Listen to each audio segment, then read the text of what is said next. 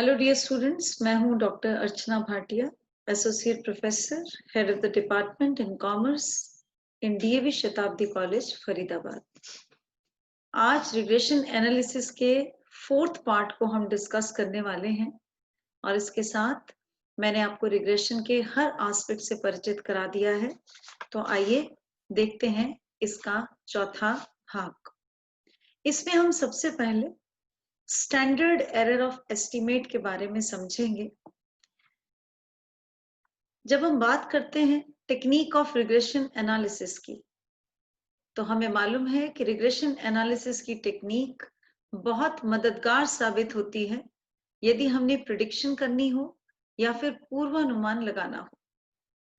लेकिन क्या ऐसा हो सकता है कि कोई भी टेक्निक जो आपको प्रिडिक्शन करके दे रही है उसमें एक्यूरेसी 100% हो? तो जो भी हम लाइकली वैल्यू निकालते हैं टेक्निक ऑफ रिग्रेशन में, जिसको हम प्रिडिक्टेड वैल्यू भी बोलते हैं या फिर बेस्ट एस्टिमेट भी बोलते हैं या फिर अप्रोक्सीमेटेड वैल्यू भी बोलते हैं, वो 100% विश्वसनीयता के साथ नहीं निकाली जा सकती। याद कीजिए कि हमने पिछले भागों में पढ़ा है कि जब हमारे पास दो लाइंस ऑफ रिग्रेशन होती हैं, regression equation of x on y and regression equation of y on x in case of bivariate distribution, तो इसमें जब हम x on y को कंसिडर करते हैं और हम x की लाइकली वैल्यू निकालते हैं, तो उस लाइकली वैल्यू की विश्वसनीयता को जांचने की एक बहुत अच्छी टेक्निक है जिसे हम कहते हैं standard error of estimate. So the standard error of estimate enables us to know the preciseness of the predicted value of y when x is given, and in the same manner predicted value of x when y is given. जो standard error of estimate है, इसको mathematically symbolically हम लिख सकते हैं capital S और नीचे हम लिखेंगे yx। अगर हम लिखते हैं yx तो इसका मतलब कि ये स्टैंडर्ड एरर ऑफ एस्टिमेट है y on x। सिमिलरली जब हम SXY लिखते हैं तो इसका मतलब है यह स्टैंडर्ड एरर ऑफ एस्टिमेट है x on y। तो ये कॉन्सेप्ट है स्टैंडर्ड एरर ऑफ एस्टिमेट का। अगले केंद्र बिंदु पर आने से पहले मैं आपको बता दूं कि जब हमने सेंट्रल टेंडेंसी के बाद डिस्पर्जन को पढ़ा था, तो डिस्पर्जन को पढ़ते हुए हमने इस बात को जाना था कि मीन वैल्यू के पास वेरिएशन कितनी है डेटा की। ठीक उसी प्रकार जो स्टैंडर्ड एरर ऑफ एस्टिमेट का कॉन्सेप्ट है, ये हेल्प करता है to measure variation about average line. And what is average line? Average line is regression line. तो स्टैंडर्ड एरर ऑफ एस्टिमेट जितनी कम होगी, जितनी छोटी होगी, या यूं कहिए कि जितने जो डॉट्स हैं इसके क्लोजर होंगे रिग्रेशन लाइन की तरफ, इसका मतलब हमारे पूर्वानुमान, हमारी प्रेडिक्टेड वैल्यू उतनी ही बेहतर मानी जाएगी। तो standard error of estimate measure करता है variation about average line, which is called nothing but the line of regression. ये समझने के बाद कि स्टैंडर्ड एरर ऑफ एस्टिमेट विश्वसनीयता की जांच पड़ताल करता है, एक टेक्निक है, एडवांस टूल है रिग्रेशन एनालिसिस में। अब ये किस प्रकार से न्यूमेरिकल में निकलेगी, ये एक बहुत लेंथी प्रोसीजर है। आइए इसको पहले स्टेप बाय स्टेप हम देखते हैं।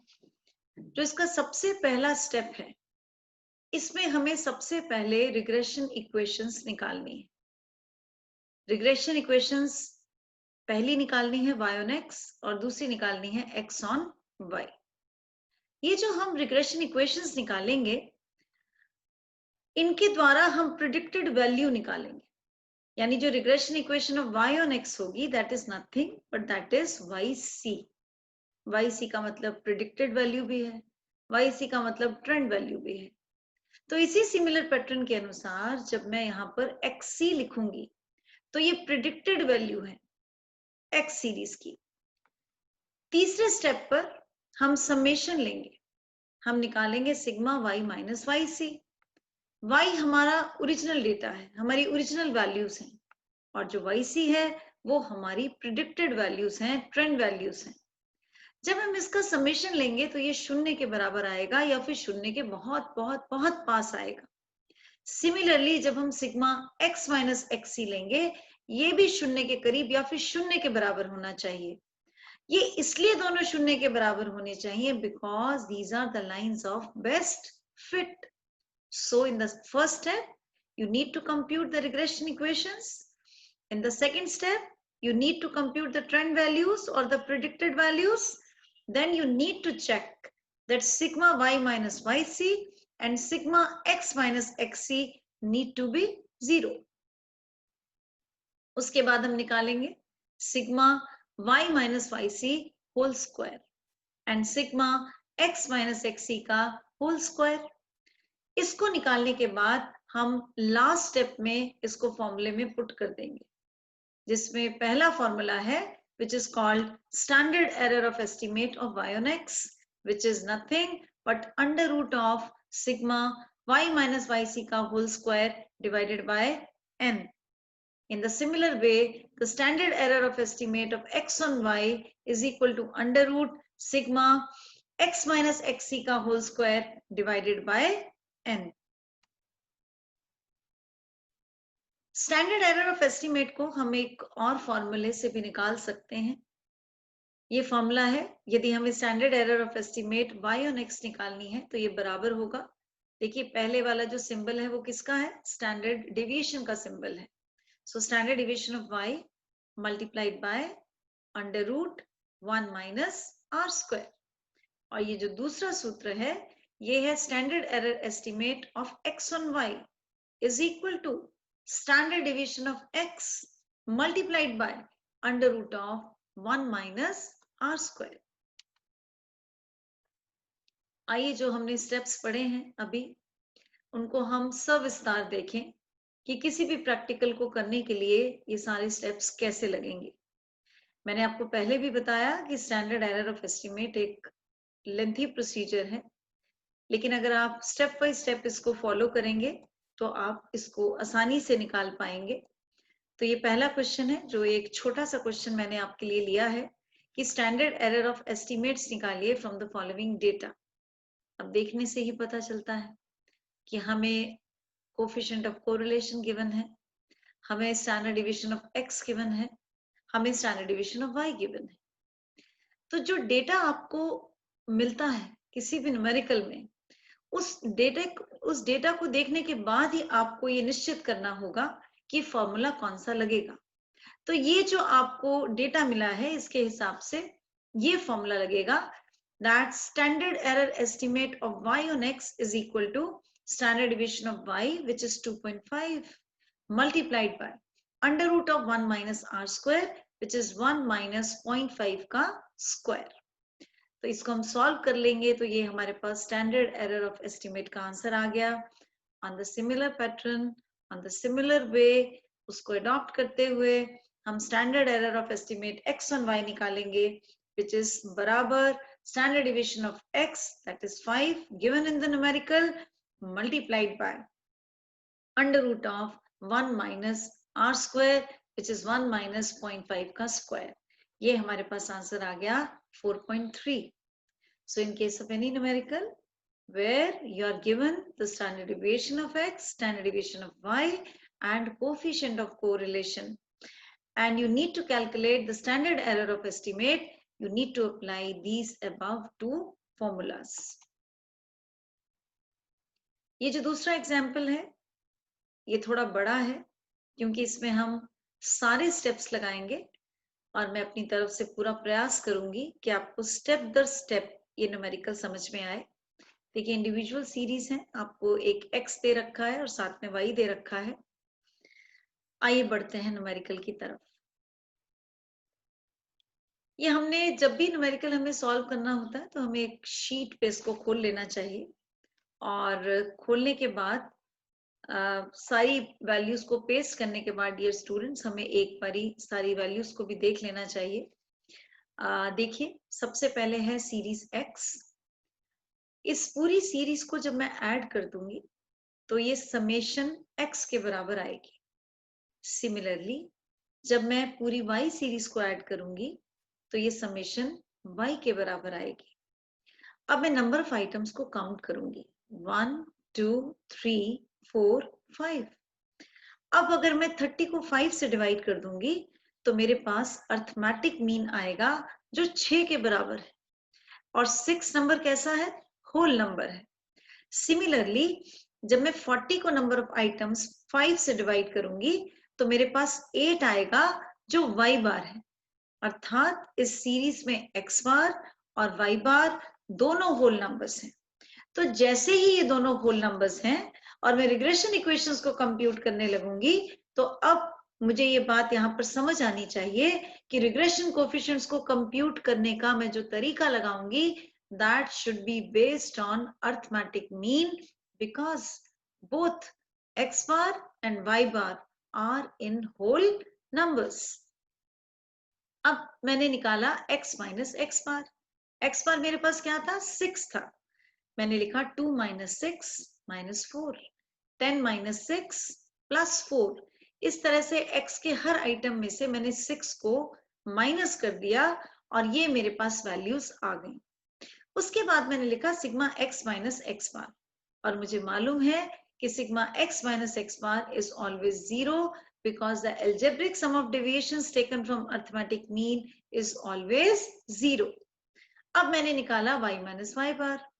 मैंने इस y सीरीज के हर आइटम में से 8 को सब्ट्रैक्ट किया। उसके बाद मैंने चेक करने के लिए जब इस सीरीज को ऐड किया तो इसका समेशन 0 के बराबर आया। अब मैं आगे आराम से प्रोसीड कर सकती हूँ। इसके बाद मुझे मालूम है कि रिग्रेशन कोफिशिएंट्स को जब भी मैं अर्थमेटिक मीन के माध्यम से निकालूंगी तो मुझे 3 ऑब्जर्वेशंस और चाहिए, which is sigma x minus x bar का whole square, sigma y minus y bar का whole square and sigma x minus x bar into y minus y bar. मैंने बिना कोई टाइम वेस्ट किए मैंने निकाला x माइनस एक्स बार का whole square. ये कैसे आया? ये यहां से आया। -4 का स्क्वायर 16 प्लस 4 का स्क्वायर 16, ऐसे करके मैंने सबका स्क्वायर कर लिया और इसको ऐड कर लिया, so the answer is 40। Similarly मैंने y माइनस वाई बार का स्क्वायर निकाला। ये y माइनस वाई बार था। 3 का स्क्वायर 9, माइनस 3 का स्क्वायर 9, 1 का स्क्वायर 1, 0 का स्क्वायर 0, देन -1 का स्क्वायर 1। इसको मैंने ऐड किया तो मेरे पास 20 आया। उसके बाद मैंने लास्ट कॉलम बनाया which is called x minus x bar into y minus y bar. मैंने x माइनस एक्स बार को y माइनस वाई बार से मल्टीप्लाई किया। -4 multiplied by 3 is -12, plus 4 multiplied by 3 is -12। ऐसे ही इसको मल्टीप्लाई करने के बाद जब मैंने इस पूरी सीरीज को ऐड किया तो मेरे पास ये समेशन -26 के बराबर आया। तो अभी मैं फर्स्ट स्टेप की तरफ हूं क्योंकि सबसे पहले मैं निकालूंगी दोनों regression equations y on x and x on y। उसको निकालने के लिए मुझे सबसे पहले गणना करनी आनी चाहिए कि मैं रिग्रेशन कोफिशिएंट्स को कैसे कंप्यूट करूंगी। अब यहाँ पे मैंने जो वैल्यूज थी वो लिख दी। जैसे मैंने x बार निकाला था 6 और मैंने जो y बार था वो निकाला था 8। अब मैंने लिखा regression equation of y on x. So what is the formula? Formula is y minus y bar is equal to byx into x minus x bar. y बार की वैल्यू भी हमने निकाली हुई है 8 है, x बार की वैल्यू भी हमने निकाली है 6 है, दोनों होल नंबर थे। अब रह गया regression coefficient which is y on x. जैसे ही मैंने लिखा regression coefficient y on x, यहाँ पे मुझे पता होना चाहिए कि मैं यहाँ पे वो फॉर्मूला लिखूंगी जो रिग्रेशन कोफिशिएंट्स को जब हम अर्थमेटिक मीन के बेसिस के ऊपर निकालते हैं तो क्या सूत्र बनता है। So the formula is sigma x minus x bar y minus y bar divided by sigma x minus x bar का होल स्क्वायर। मैंने सिंपली वैल्यूज को सब्स्टिट्यूट किया और मेरे पास रिग्रेशन कोफिशिएंट आया -0.65। उसके बाद मैंने सारी वैल्यूज पुट करने के बाद इस इक्वेशन को सिंप्लीफाई किया। क्योंकि ये regression equation y on x है तो मैंने y को लेफ्ट हैंड साइड पे रहने दिया और बाकी सबको मैं दूसरी तरफ ले गई। और जब मैंने लिखा कि yc is equal to -0.65x plus 11.90, तो मैंने y के नीचे ये c इसलिए लगाया ताकि मुझे मालूम रहे कि ये मेरे लिए प्रिडिक्टेड वैल्यू या मोस्ट लाइकली वैल्यू या बेस्ट एस्टिमेट बताएगी y की, जब मेरे पास x गिवन होगा। क्योंकि स्टैंडर्ड एरर ऑफ एस्टिमेट निकालने के लिए मुझे yc और xc इन दोनों की ही वैल्यूज चाहिए। अब ये दूसरी रिग्रेशन इक्वेशन मैंने निकाली, which is x on y. So what is the equation? The equation is x minus x bar is equal to bxy multiplied by y minus y bar. x bar y bar मुझे मालूम है, अब मुझे निकालना है bxy regression coefficient. Regression coefficients को निकालने के बहुत तरीके हैं, लेकिन यहाँ पे मैंने वो तरीका लगाया जो बेस्ड ऑन अर्थमेटिक मीन है। मैंने वो तरीका क्यों लगाया? क्योंकि दोनों x बार और y बार होल नंबर हैं, तो मैं बड़ी सुविधा पूर्वक इस फॉर्मूले का इस्तेमाल कर सकती हूँ। तो मैंने यहाँ पे लिखा sigma x minus x bar into y minus y bar divided by sigma y minus y bar का होल स्क्वायर। वैल्यूज पुट की और मेरे पास आया -1.3। अब देखिए, जैसे ही नेगेटिव आया तो मैंने अपने आप को बताया कि ये दोनों रिग्रेशन कोफिशिएंट्स नेगेटिव हैं। उसके बाद मैंने उसमें पुट की सारी वैल्यूज और मेरे पास आ गया xc is equal to -1.3y plus 16.4। यहाँ पे जो मैंने c लगाया, इसका मतलब ये x की प्रिडिक्टेड वैल्यूज होंगी, मोस्ट लाइकली वैल्यूज होंगी जब y गिवन होगा। अब ये जो मैंने आपके लिए शीट बनाई है, इसमें मैंने सबसे पहले ये स्टूडेंट्स ये स्लाइड देखिए, यहाँ पर इसमें मैंने जो ओरिजिनल वैल्यूज थी x और y की, ये मैंने पेस्ट कर दी। ये मैंने न्यूमेरिकल से ली, x भी और y भी। उसके बाद मैंने yc की वैल्यू ली, yc की इक्वेशन लिखी 11.9 माइनस 0.65x, और मैंने कॉरस्पॉन्डिंग x की वैल्यू पुट की। पहले मैंने 2 पुट किया, फिर मैंने 10, फिर मैंने 6, फिर 4 और 8। इसको करने के बाद मैंने y सीरीज की प्रिडिक्टेड वैल्यूज कंप्यूट कर ली। अब मैंने ये जो yc की प्रिडिक्टेड वैल्यूज आई, इनको ऐड किया तो ये 40 के बराबर आया, और मुझे मालूम है कि सिग्मा y भी 40 है, क्योंकि ये लाइन ऑफ बेस्ट फिट है। अब मैंने निकाला y माइनस yc। ये देखिए, ये y था मेरे पास और ये मेरे पास yc था। मैंने y माइनस yc जब कंप्यूट करा तो मेरे पास आया 11 minus 10.6 is 0.4, 5 minus 5.4 is minus 0.4। ऐसे कंप्यूट करते हुए मैंने इसके टोटल को चेक किया कि ये शून्य के बराबर आना चाहिए, और उसके बाद मैंने y माइनस yc का होल स्क्वायर लिया, यानी 0.4 का स्क्वायर 0.16।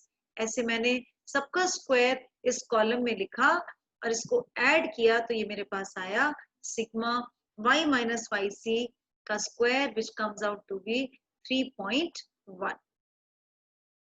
तो इन स्टेप्स के अंदर देखिए, ओरिजिनल डेटा को पेस्ट करना है।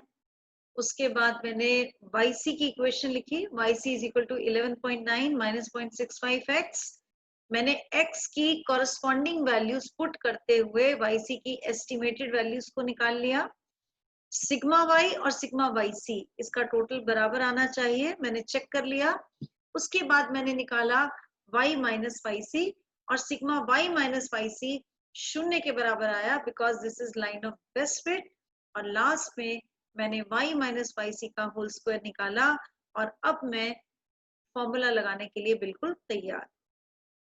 ये मेरे पास आया standard error of estimate of y on x, which is sigma y minus yc का whole square divided by n। ये मेरे पास आ गया 0.79। इसी सिमिलर पैटर्न के हिसाब से हम SXY भी कंप्यूट कर सकते हैं। स्टेप नंबर 1, मैंने इस शीट में सबसे पहले जो न्यूमेरिकल में मेरे पास डेटा था उसकी मैंने वैल्यूज को पुट किया x और y को। उसके बाद मैंने xc की इक्वेशन लिखी, xc is equal to 16.4 minus 1.3y। यहाँ पे ये xc की प्रिडिक्टेड वैल्यूज देगा when value of y is given. मैंने ये y की वैल्यूज पुट करते हुए ये xc की वैल्यूज कंप्यूट कर ली। जब मैंने XC का टोटल करा तो मैंने पाया कि ये 30 के बराबर आता है, क्योंकि सिग्मा X भी 30 के बराबर आता है। फिर मैंने निकाला X माइनस XC, ये मेरे पास X है, ये मेरे पास XC है। मैंने X माइनस XC निकालने के बाद इसका जब समेशन किया तो ये 0 के बराबर आया, because this is line of best fit. और लास्ट कॉलम में मैंने x माइनस XC का स्क्वायर लिया और इसका टोटल किया तो ये मेरे पास आया 6.20। अब मैंने फॉर्मूला लगाया कि standard error of estimate of x on y is equal to under root sigma x minus XC का स्क्वायर डिवाइडेड बाय n, और ये मेरे पास आंसर आया। आगे बढ़ने से पहले मैं आपको फिर से बता दूं, सबसे पहले रिग्रेशन इक्वेशंस कंप्यूट कीजिए, y ऑन x और x ऑन y। उसके बाद प्रिडिक्टेड वैल्यूज निकालिए, XC निकालिए, YC निकालिए, और उसके बाद x माइनस XC निकालिए, उसका समेशन चेक कीजिए 0 के बराबर होगा, और फिर x माइनस XC का स्क्वायर करके उसका सिग्मा x माइनस XC का स्क्वायर निकालकर सीधा आप पुट कीजिए फॉर्मूले में, तो आप standard error of estimate x on y को कंप्यूट कर लेंगे। आगे बढ़ते हैं। इस न्यूमेरिकल में 10 ऑब्जर्वेशंस है, x रेनफॉल है और y प्रोडक्शन ऑफ व्हीट है, और ये फॉलोइंग डेटा आपको गिवन है। आपको स्टैंडर्ड एरर ऑफ एस्टिमेट निकालना है x ऑन y। इसका मतलब आपको क्या निकालना है, SXY। और SXY निकालने के लिए आपको चाहिए, अगर तो आप स्टैंडर्ड डिवीजन का फॉर्मूला लगा रहे हैं based on correlation coefficient and standard division, तो फॉर्मूला डिफरेंट लगेगा। और अगर आप इक्वेशंस की मदद से इसको सॉल्व कर रहे हैं तो फॉर्मूला डिफरेंट लगेगा। अब इस क्वेश्चन के अंदर सबसे पहले हमने निकाला standard division of x। Standard division of x individual series में कहाँ पे आपने पढ़ा है, आपने पढ़ा है मेजर्स ऑफ डिस्पर्जन में, जिसका फॉर्मूला होता है under root sigma x square divided by n minus sigma x divided by n का होल स्क्वायर, जो हमें यहाँ पे सारा डेटा में भी गिवन है। स्टैंडर्ड डिवीजन निकालने के बाद हमने निकाला coefficient of correlation. Coefficient of correlation को निकालने के बहुत सारे फॉर्मूलेस हैं, लेकिन क्योंकि इस न्यूमेरिकल में हमें ओरिजिनल डेटा गिवन है, तो हम कोफिशिएंट ऑफ कोरिलेशन को निकालने का जो तरीका अडॉप्ट करेंगे that is based on the actual data. हमने फॉर्मूला लगाया R is equal to n sigma xy minus sigma x sigma y divided by under root n sigma x square minus sigma x का whole square again under root n sigma y square minus sigma y का whole square. और ये सारी values हमें already numerical में given है, हमने कुछ नहीं करना, हमने सारी वैल्यूज पुट की और हमारे पास कोफिशिएंट ऑफ कोरिलेशन आ गया +1 व्हिच इज परफेक्ट पॉजिटिव। और फिर हमने फॉर्मूला लगाया SXY का, क्योंकि यहाँ पे कोफिशिएंट ऑफ कोरिलेशन और स्टैंडर्ड डिवीजन के बेसिस के ऊपर सूत्र लगेगा, which is standard division of x multiplied by under root 1 minus r square। इस न्यूमेरिकल को देखिए, यदि मैं आपसे कहूं कि रिग्रेशन इक्वेशन है दो वेरिएबल्स के बीच में x और y के बीच में, मैंने आपको देखिए मीन वैल्यू दे दी जो कैपिटल x बार और कैपिटल y बार है। मैंने आपको सिग्मा x स्क्वायर, ध्यान से देखिए ये स्मॉल x है और ये भी स्मॉल x है सिग्मा y स्क्वायर, और ये है सिग्मा xy, ये भी स्मॉल x और स्मॉल y है। स्टैटिस्टिक्स में कैपिटल शब्दों में लिखना और स्मॉल शब्दों में लिखना दोनों में अंतर होता है। तो यहाँ पे अगर मैं आपसे कहूँ कि आपको रिग्रेशन इक्वेशंस कंसीडर करनी है, निकालनी है, तो सबसे पहली चीज आपको ये समझ में आनी चाहिए कि ये जो सिग्मा स्मॉल x का स्क्वायर है, this is nothing but this is sigma x minus x बार का whole square.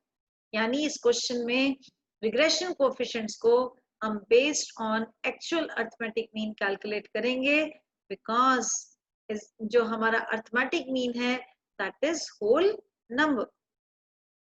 Now in this particular numerical you can see that in the given data you are having sigma y minus 15 ka square and you are having the value of sigma y, sigma x minus 10 ka square is equal to 1100। तो यहाँ पे देखने से ही पता चलता है कि यहाँ पे हमें रिग्रेशन कोएफिशिएंट्स को कंप्यूट करने का assumed mean method लगाना है। तो रिग्रेशन कोएफिशिएंट्स को हम एज्यूम मीन मेथड से निकालेंगे, उसके बाद हम रिग्रेशन इक्वेशंस निकालेंगे, और जैसे ही हमसे कहा जाएगा कि एस्टिमेटेड वैल्यू ऑफ y बताइए, तो जिसका एस्टिमेशन कहने के लिए कहा गया है वही रिग्रेशन इक्वेशन हम कंसीडर करेंगे। यानी यहाँ पर हम रिग्रेशन इक्वेशन लेंगे y on x। यहाँ तक रिग्रेशन एनालिसिस का हमने सारा थ्योरी और प्रैक्टिकल का पोर्शन कर लिया, लेकिन इसको कंप्लीट करने से पहले हमें इस टेक्निक की कुछ ड्रॉबैक्स को भी समझना होगा, कुछ सीमाओं को भी समझना होगा कि इस टेक्निक के क्या क्या ड्रॉबैक्स हैं। इस टेक्निक का सबसे बड़ा ड्रॉबैक है कि इसका प्रोसीजर बहुत लेंथी है, डिफिकल्ट टू अंडरस्टैंड है, और ये जो रिग्रेशन की टेक्निक है ये टेक्निकली कॉम्पिटेंट लोगों के हाथ में ही शोभा देती है। अगर अनस्किल्ड लोग इन टेक्निक्स का इस्तेमाल करेंगे तो फिर रिजल्ट्स जो होते हैं वो मिसलीडिंग हो सकते हैं, कंक्लूजन्स बहुत अच्छी नहीं निकल सकती हैं, और जो एजम्पशन है कॉज एंड इफेक्ट की बिटवीन द वेरिएबल्स, वो रियल लाइफ सिचुएशन में एक इम्प्रैक्टिकेबल सिचुएशन है, बहुत ज्यादा प्रैक्टिकेबल नहीं लगती है, और ऐसा लगता भी नहीं है कि ये एजम्पशन मीट हो सकती है। और last but not the least, जो रिग्रेशन की टेक्निक है वो क्वालिटेटिव फिनोमेनास में नहीं लग सकती है। क्वालिटेटिव फिनोमेनास कौन से फिनोमेनास होते हैं? जैसे ऑनेस्टी है, इंटेलिजेंस है, ये क्वालिटेटिव फिनोमेनास हैं जिनमें गुणात्मक तत्व की प्रधानता होती है। लेकिन इन लिमिटेशंस को समझने के बाद भी हम ये निष्कर्ष नहीं निकाल सकते हैं कि रिग्रेशन की टेक्निक इन लिमिटेशंस के तहत नहीं पढ़ी और समझी जानी चाहिए, क्योंकि रिग्रेशन स्टैटिस्टिकल टूल के श्रृंखला में एक बहुत अच्छा टूल माना जाता है, जो सोशियो इकोनॉमिक फील्ड्स में लगता है, अर्थशास्त्र में लगता है, जो रोजमर्रा की जिंदगी में लगता है, जिसकी वाइडर एप्लीकेशन है। और सबसे बड़ी बात, रिग्रेशन की टेक्निक का सबसे बड़ा एडवांटेज है कि ये पूर्वानुमान करने में बहुत सहायक है, इससे प्रेडिक्शन पॉसिबल है। माना कि फॉर्मूलेस लेंथी हैं, प्रोसीजर्स लेंथी हैं, लेकिन इसके बावजूद रिग्रेशन टेक्निक की यूटिलिटी भी एनॉर्मसली हाई है, क्योंकि इसको कॉमर्स की फील्ड और हर किसी फील्ड में बहुत वाइडली इस्तेमाल किया जाता है, and it is a very popular technique. I hope आपको इस रिग्रेशन के भाग 4 के बाद 7 रिग्रेशन बहुत अच्छे से समझ में आया होगा। आप प्रैक्टिकल पार्ट के लिए प्रैक्टिस करिए, फॉर्मूलेस को लिखिए, और क्वेश्चन को पढ़ने के साथ इस समझ को डेवलप कीजिए कि न्यूमेरिकल के हिसाब से कौन सा फॉर्मूला कहाँ पर लगेगा। So thank you, thank you, thank you.